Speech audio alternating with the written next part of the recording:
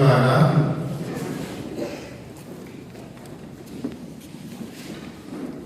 ubutumwa bwiza bwa Yesu Kristo ko bwanditswe na Luka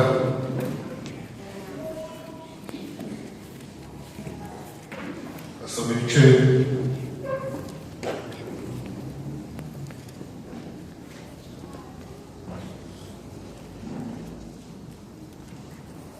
duhereye ku murongo wa 16.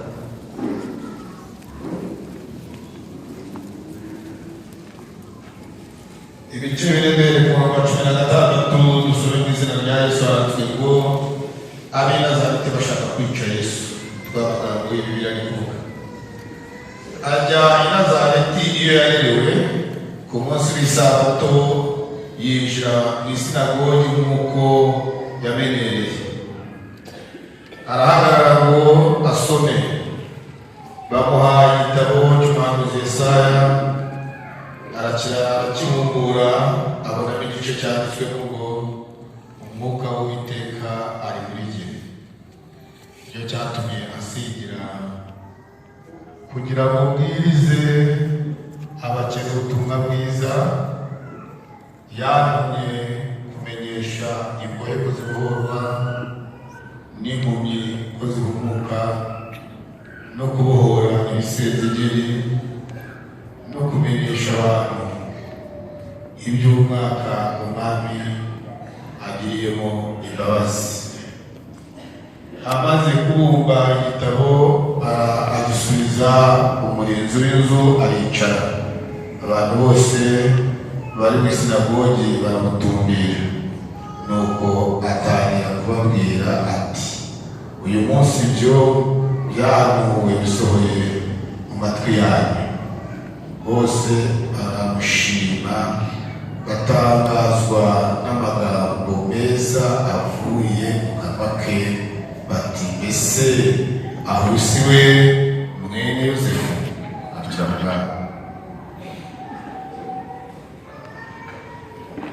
Haleluya, amen. Aya magambo numvise ariyo twaganira muri iterana ry'uyu munsi. Uyu ni Yesu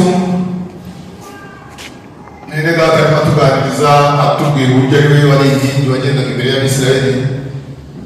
Baririmbye, baturirimbiye korali Manda, turirimbiye indirimbo nziza itumenyesha inzira ebyiri. Inzira ebyiri, imwe ijya mu bugingo, indi ijya kurimbuka. Yesu yarabisobanuye, aravuga ngo hazabaho inzira ebyiri. Ariko Yesaya we yari yavuze ngo nubwo zizaba ari ebyiri, hazabaho n'inzira nyabagendwa idashobora kunyurwamo n'abanduye imitima. Ariko ngo umugenzi aho yaba atazi gusoma no kwandika ntashobora kuyiyoba. Haleluya, ibi ni ibintu byiza. Yewe ufite amagambo menshi numva nababwira, niba ari kubera ko mba ntaherukanye namwe. Haleluya, ariko mba numva mfite ibintu biri kugurumana muri jyewe nababwira. Rimwe na rimwe nkumva ntibiri kudasohoke mu kanwa, kuko mfite nk'uburyo byadutubiza nabibabwira cyane. Pasiteri atuganirije inzira.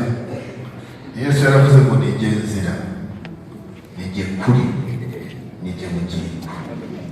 Ntawajya kwa Data atagiye kumujyana, ntabwo cyakunda. Ntawe ushobora kujya mu ijuru ajyana na Mariya, ntawajya mu ijuru ajyana n'umutagatifu runaka.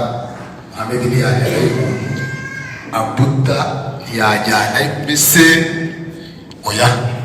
Yaravuze ngo ni jye nzira, ni jye kuri, ni jye bugingo. Ntawajya kwa Data atagiye kumujyana. Ni jye kwifatira akaboko. Haleluya, nakujyana. Buriya rero ubundi hari igihe bavuga bati ntaho ikimenyane kitaba, ariko mu ijuru nta kimenyane kizahaba. Mu ijuru hazaba ikimenyane cyiza cyane. Umuntu utaziranye na Yesu yakarageje. Haleluya, urumva kuba ufite Yesu ni byiza cyane, ni ukwisanga. Haleluya. Rero Yesu rero yavuze ngo ni we nzira, ariko aravuga ngo iyo nzira iraruhije. By'ukuri abantu bavuga ngo twemeye Yesu ngo tuba tugiye mu ijuru, ariko ntabwo ari byo. Werega niwe wivuga. Yaravuze iyo nzira iraruhije abayinyuramo kubera kurusha kwayo ntibake. Urumva? Kubera kurusha kwayo rero ibintu uko ubutumwa bwiza bw'umwanya kubaganiriza ntugire ngo utandukanye n'abandi bakwiye inzira niwe nzira. Dusomye amagambo Yesu ngo yagiye i Nazareti aho yarerewe ajya kubasura. Nibwo bwa mbere yarasubiye, yari yagiye gusa ahamagara abigishwa baragenda bamuha ubutumwa ugeze bivamo ko yagera n'aho yarerewe bakamumenya. Ngo yaramaze gusa ko ibitangaza atari nabo ngaho bavuga bakabyumva kandi gusobanura kwizifura bagiye kubona ngo narabiki ku isaha tuyinjiye mu isinagogi. Hanyuma batamwereka igitabo usome umubitsi w'ibitabo ajya aho babika ibitabo by'abahanuzi. Buri muhanuzi yaba afite igitabo cye nakoze kubika kugira ngo cya Yesaya arakimaza mu bice 60 na kimwe. Nibyo turisomye mu isezerano rishya, ariko mu isezerano rikuru niho byanditse muri 61 umurongo wa 1 n'uwa 2. Ndarakumbura rwa mwuka w'Uwiteka ari muri njye, yansigiye amavuta kugira ngo mbwirize abakene ubutumwa bwiza, menyeshe imbohe kuzibohorwa, mvure n'ibisenzegezi, menyeshe n'abantu inama umwami Imana abagiriyeho imbabazi. Barakibona neza baricaye baramutumira bose. Garabwira ibyo sobe ibyo byanditswe na Yesaya uyu munsi bisohoye mu matwi yabo. Batangaza kwigisha kwe ariko izo bakagera hasi ngo batangiye kuvuga bati uyu ntabwo ukana na Yozefu ntarera avugana na Yakobo havugana na Yuda bashitoze ntibari wacu ibise byavuye tangira ngo kubaganiriza bari maze benshi kuko itangazakamenya ngaho bakora ngaraga kudena n'umuhanuzi yakwemerwa iwabo washaka no kusurikira munsi kumubanga bacamo barigenda. Ariko ndashaka kuganira amagambo ngewe avuga misiyo ya Yesu yakuzanye. Icyazanye Yesu ni iki? Uyu munsi baramucuruje abantu barakira, baracuruje Yesu abantu baramucuruza n'uyu munsi n'ubu amasinagogi yacuruje.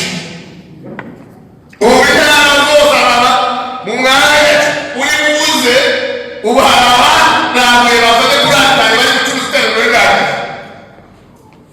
Ibyo ngibyo ni ibikuzi kudusha kugira ngo amasinagoge siguza byaba, ariko aho tuganira araza bahadirira bati badufashije kugira gute k'isoko iwacu iterano rirangiye isoko ritangira. Umuntu yavuze ngo amatwi ari mu rupfu umuntu ntabwo ajya yumva. Uzi ko umuntu acuruza afite Bibiliya ivuga ngo Yesu yakubise abantu bacururizaga mu rusengero ayifite nawe agatangira agacuruza akavuga ko uyu muntu. Rero ndashaka tuvugana ku cyazanye Kristo,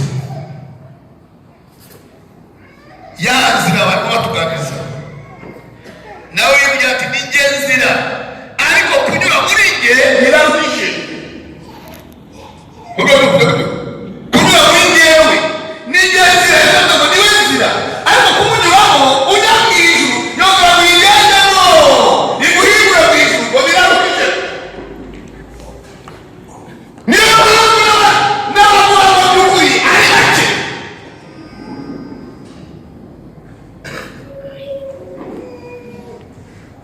Iyo nzira iraruhije ukiruhije se. Rero mwebwe mwagiye mwumva mwebwe ngo umuntu uraza kubita ku musaya nawe umusekuru niko bose yababwiye. Ora ukuri n'iyo muzari purasi ukuri n'ibyango muzari ukubitaho na Jerusalem. Ati ni mubyuka siko amategeko yarasanzwe, siko amahirwe mu ijuru, siko amahirwe abatera iteka. Ahubwo turengeye bari bahindutse mu nzira yanjye bahindutse.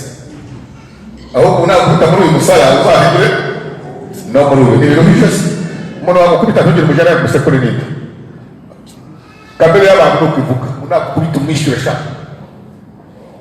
ariko wa muntu ufite inzira iruhije we yaravuze ngo uhindure upatikanza umwana w'umwitero agenda rero ntukunirije nabwiwe kera yuko iyo abantu bakoze abantu bakora gutera amabuye aravuga ati yewe umuntu ari gufata asanga kuzamugira utafashwe we aba ntacyakoze ariko Yesu aravuga ati gere nuhura n'umugore wa mugenzi wawe ukifuza gusambana bikakunanira uzaba wasambana usabanira wasambana n'urugero bikaze buriya rero shitani ni umuhanga cyane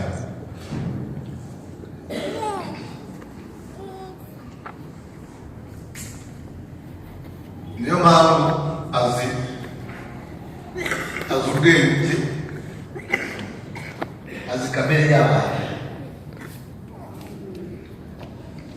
niyo mpamvu yashyizeho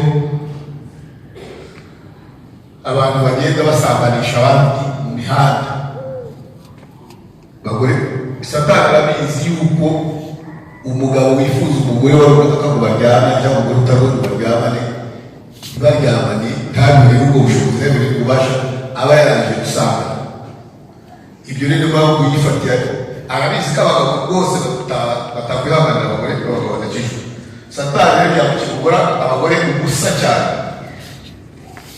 bagataha mu muhanda bakagenda burya umugore wambaye nabi cyangwa umukobwa wambaye nabi akanyura mu isoko cyangwa mu bujyari abagabo baba banditseho ko basambanye bazi ko yanzira wamaze ngo ndagurishe niyo kugira kugira abantu bari uko nibandi gasambanye akavayo zatubirinde ku rutonde rwa yanzira haleluya dore rwa yanzira kandi by'abantu basambanye nawe ni benshi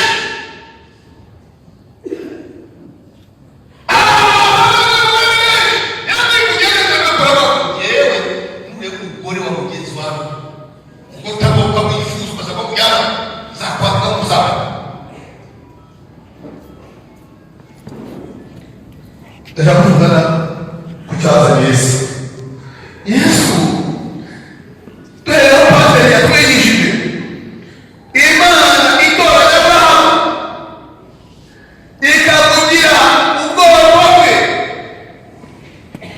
akajyana akajyana ku bana cumi na babiri bakajya benshi bakabana ibihumbi 600 n'abagore babo n'abana babo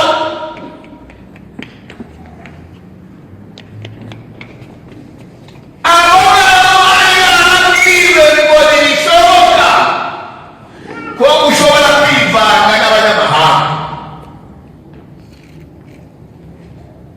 ntibishoboka ko ushobora kwivanga n'abanyamahanga ndabibabujije igihe kimwe bamaze gutsinda abandi babiri Sihoni na Ogi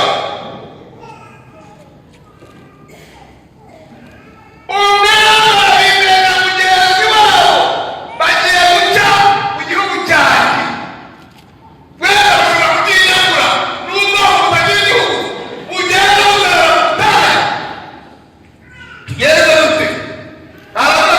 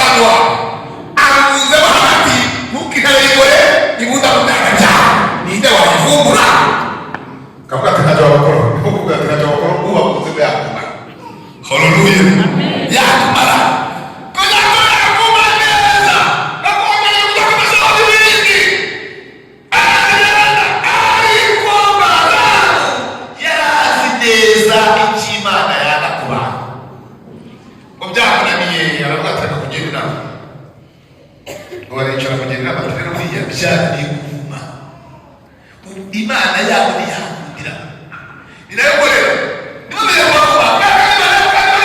igahita ishyiraho kubahisha none Imana yakubwira ngo ihangane ugende bakire neza wewe bakire ku mupaka w'igihugu cyawe uzabona neza wandike ubusa bifuze niba hari n'abasambana nabo ubu budahangarwa bafite buzabavaho ubu budahangarwa bafite byo kujya kumumara ikanda buzabavaho ngo Balamu amaze kubwira Balaki icyo gitekerezo Balaki agishyira mu bikorwa azana baragandika iruhande rw'igihugu bagiye kumusaba inzira ngo bitambukire hagati mwe muruhutse bararuhuka baragandika batera amahema n'abakobwa bakajya baza kubasura mu mahema sura abahungu bakabatumira mu birori by'iwabo dufite ibirori iwacu Sheriyusi Umwisirayeli akagenda akarya ku byo baterekereje barangiza uyu munsi ubona tuba turwana n'abantu b'abakristo tubabwira ngo mufite aho muhera mugafite aho mugera ugasanga ntibabyumva kwaza nawe baravangiwe shaka abatwabanye aho uri bwoko uri munsi inzira yo tubwira ko tugere ngo barabaganiriza ab'inshuti basangana nabo babatumye mu birori by'iwabo bajya kubyatata ku Imana z'abanyamahanga Imana iragaragara haleluya geraka ya ibaberera nawe ateza gukingira abagabo ateje gutega Imana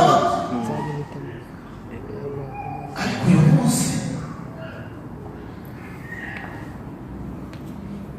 n'abantu twese ko turi abakristo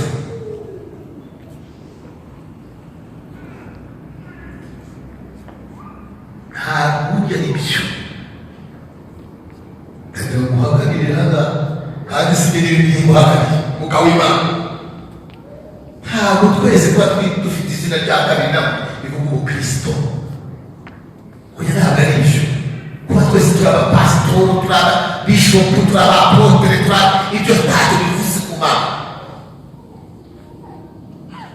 kera kuko Imana shaka niba uzigira mu bwari bw'abivu ugenda muri iyo nzira iruhira akemera kwiyuhiraho haleluya kurira muri iyo nzira kayuhiramo ibintu gukomera aho utakora mwayiva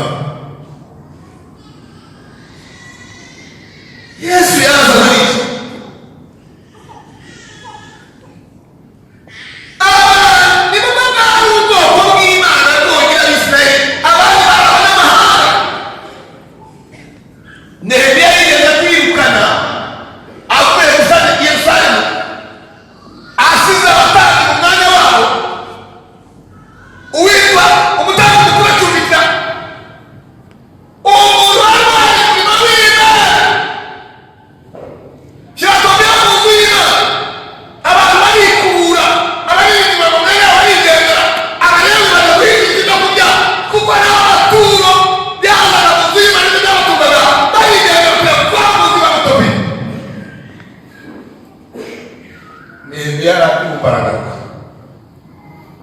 agarutse arazengukana ibintu bya Tobiya mu cyumba cy'icyo gusenyera akita hasi akanabatanga abapfura imisatsi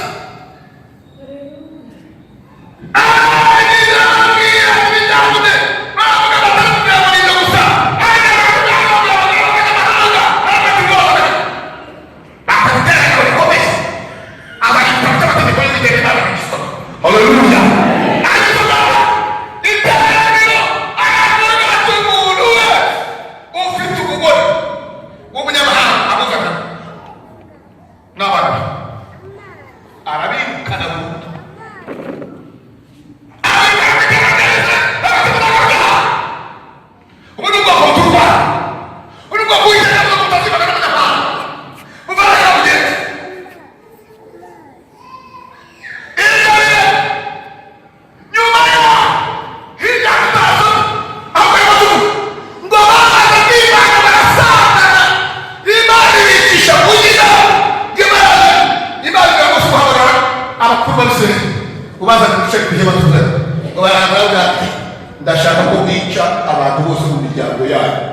rero abantu ko Imana igira sabi. Imana yakubwira umugore wawe, umugore mupfumbatana kubyarira abana, nshuti yawe, fiyanse wawe, iso cyangwa nyoko. Imana yawe yasa kubijyaje. Tutitayeho umuntu nabwo kurima. Hari abazi imirimo yabo yazakiza imiryango yabo n'abahakazi. Babiri bazaba bapfumbatanye bagende udasigaye.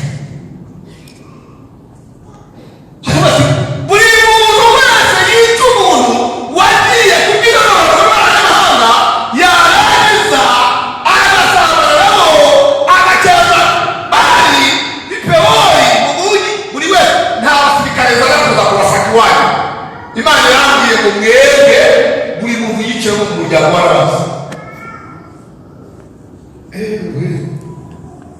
Hari umufura yawe agiyeyo ugomba kuyica. Ariko Imana yatangaje umugore wawe cyangwa umukobwa wawe rwose ugihindutse mwiza, wabonaga bisa niba ashobora kuza kurambagiza. Niba yaragiye yakajya kubana n'umuhungu w'umunyamahanga byaturutse agakeza bari umumani w'ibyo umuhapfe ng'uburakari bw'Uwiteka bushyira muri Israeli. Ariko uyu munsi ibyo ni ibintu abantu Satani n'umuhanga mubaraje mubari muri iyi nama buri wese ariko bazateza ahera muri inde runaka. Ifaranga yagiyeyo ukurikiza ejo bundi yavuyeyo ahera muri inde.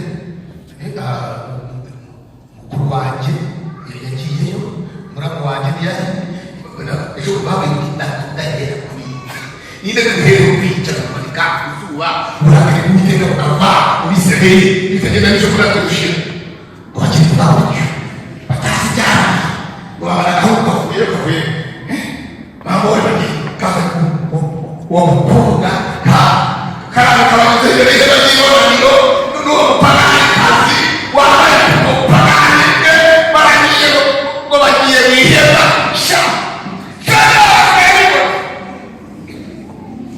ngo nawe yumvira urutoki gasa mu rusha rwose ngo ugiye kwihagarika ngo nta nyungu yahagiye ngo yashimire igicubo cye karabakurikira bagasira mu nama batazwe n'iyemo karabakurikira gusa.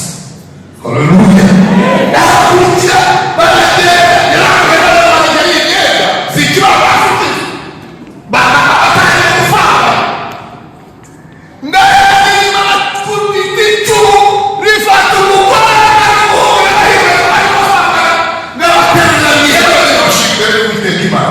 Haleluya. Ngo kanya abari mu nama ku ihema ry'ibonaniro Imana iramusimburira akagoranagiye. Habati buraya. Habati tugiye kumanika abantu wacu. Arabati buraya buraya. Yes. Ngenaro. Amazwa. Haleluya.